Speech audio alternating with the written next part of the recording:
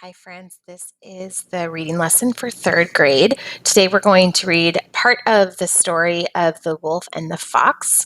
Please make sure you have your booklets open to page 22. You have a pencil and you have a highlighter. We are going to read the first half of this story. You are going to highlight as it is being read to you. And then at the end, you guys are going to work on a summary. So if you are ready, we will go ahead and get started. The Wolf and the Fox is another story by the Brothers Grimm. This story is a folk tale. We are going to be learning about two characters, the wolf and the fox. In a couple days, we will focus on those two characters and what they do and what they say to help us learn about them. But for today, we are just going to do some highlighting and then write a summary, like I said, at the end. So here we go. Extended Read 2. Remember to annotate as you read. The Wolf and the Fox by the Brothers Grimm. Wolf and Fox were always together. Wherever Wolf went, Fox went. However, there was a problem with their constant togetherness. Wolf was strong like an ox, while Fox was weak like a reed. So Wolf was the master over Fox. Poor Fox was compelled to do whatever Wolf wished. Now, secretly, Fox sought ways that he might get rid of his master once and for all. Wow. We learned a lot about these two characters already in this first paragraph. So we know that Wolf and Fox were friends. We should probably start by highlighting that. And remember, if you highlighted different things, that's totally fine. You can highlight what I highlight too, or you can leave it be. We know that it says Wolf was strong like an ox, while Fox was weak like a reed. A reed is like a plant that grows by the water. And that it says that Wolf was the master over Fox. And you can kind of tell right there by that picture that he feels that way, or that he is that way. Okay, let's keep reading. It chanced that one day the two were going through the forest. Suddenly, Wolf clutched his stomach, which made the kind of noises only a hungry stomach makes. Wolf turned to his small friend and said, "I am hungry. Fox, you simply must seize me some food, or else I will starve." Poor Fox sighed. Wolf growled, grunted, and grimaced. Then he said, "And if you don't find me food, I will have to eat you." Fox knew this was no idle threat, though the thought of finding food in the middle of the forest was not ideal. Fox thought and then answered, "I know a farmyard where there are 2 young lambs. If you are inclined, I will fetch one of them." Wolf licked his chops. "That suits me," he said, smiling, for the thought of food always made Wolf smile. So the two went thither to the farmyard where the lambs were. Once there, poor Fox was forced to steal one of the little lambs, while Wolf waited at the gate, wondering why it was taking so long. Fox took the little lamb to Wolf and then went off by himself. Okay, so here we see in these few paragraphs that there is a major master relationship between Wolf and Fox, right? So Wolf tells Fox that he is hungry and that you must seize me, which means like capture, get some food, or I will starve. And he kind of threatens him and says, if you don't find me food, I'm going to eat you. So you should probably highlight that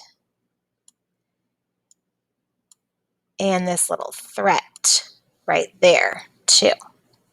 So they know where they have some lambs on a farm, and Fox says that I can get one for you, right?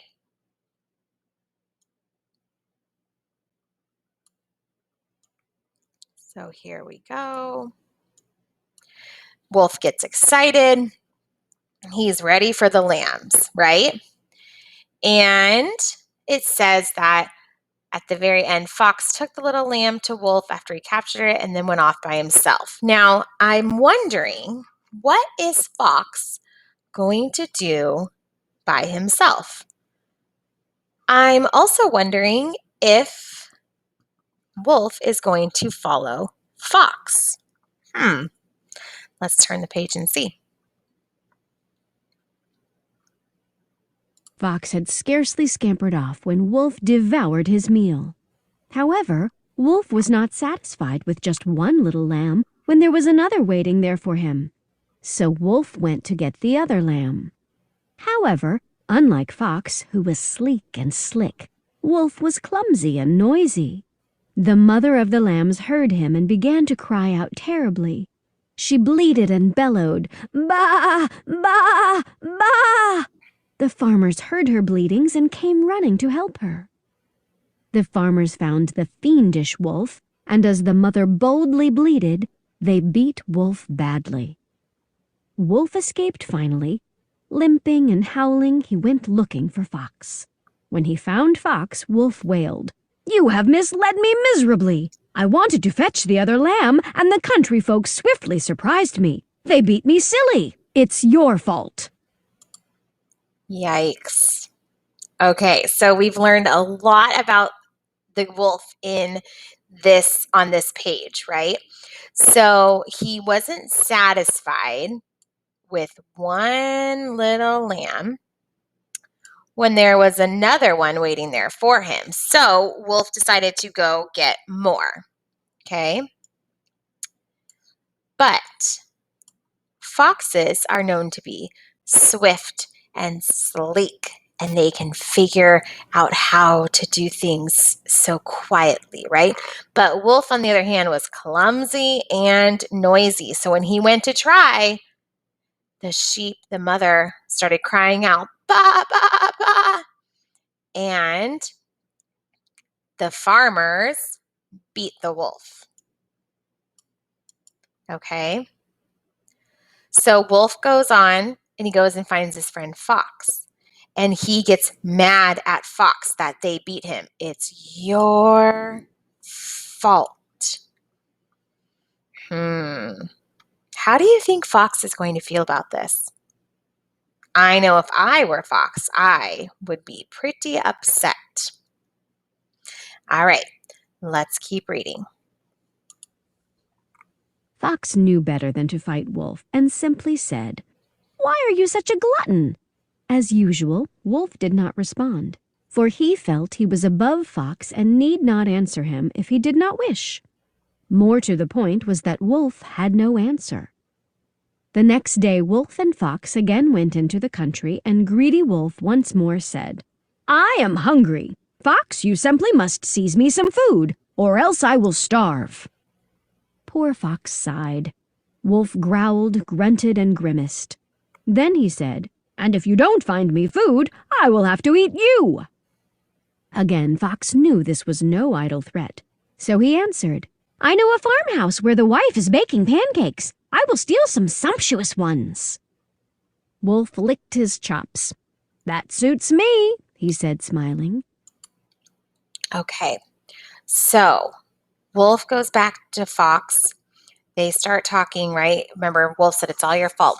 And Fox just responded with, "Why are you such a glutton? A glutton is a greedy eater."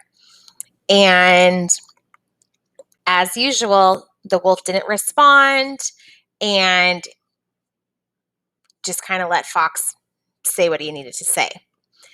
Then the next day, Wolf is hungry again. And he says, "Fox, you need to bring me more food." So kind of demanding this, right? And poor Fox says, "Well, I guess, right? I know a farmhouse where there's some pancakes." And so the wolf says, "Great, I like pancakes." Okay, let's see what happens next.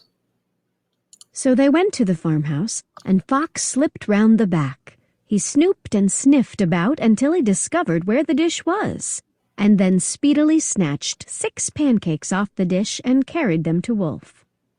Fox said, "Here is something for you to eat," and then went on his way. Wolf swallowed the sweet pancakes in an instant. He was soon finished, and as Wolf was always hungry, he thought, "Those 6 measly pancakes make me want more." So Wolf went hither and thither into the farmhouse and tore the whole dish down from the table where it sat. The dish broke into pieces. This made such a great noise that the woman came out. As soon as she saw Wolf, she called the farm workers. The workers hurried there, and once they saw Wolf, they beat him as long as their sticks held together. Okay, so we're going to stop there for today. So let's go back and check out our highlights. So Fox goes and he gets pancakes, and Wolf eats them all, but realizes that he is still hungry. So then he decides to go and get pancakes himself. But when he gets in there, remember, he's not as sleek and swift as the fox. So he breaks the dish and makes a ton of noise and then throws the wolf out. So he made such great noise, and the workers hurried over and saw Wolf, and they beat him as long as their sticks held together. Yikes. Okay, we're going to stop there, but I want you to look at the picture on page 27. How do you think Wolf is going to react to being all beat up again? I'm kind of worried for Fox. I hope he starts to stand up for himself. Okay, so your job now, you are going to write a summary on page 26. So on page 26, you're going to write your summary for the first part. Now, there's kind of 2 problems going on in this story, and that can help you with your summary. So you can talk about Fox's problem, that Wolf is kind of bullying him, and he's always has to find things for Wolf to eat. And you can talk about Wolf's problem, which he's a greedy eater or a glutton. And because he's a greedy eater, he's always getting into trouble, right? So kind of use that to help you write your summary. When you are done writing your summary, you can either type it out or read it on Canvas. That's it for today, friends. We'll see you later.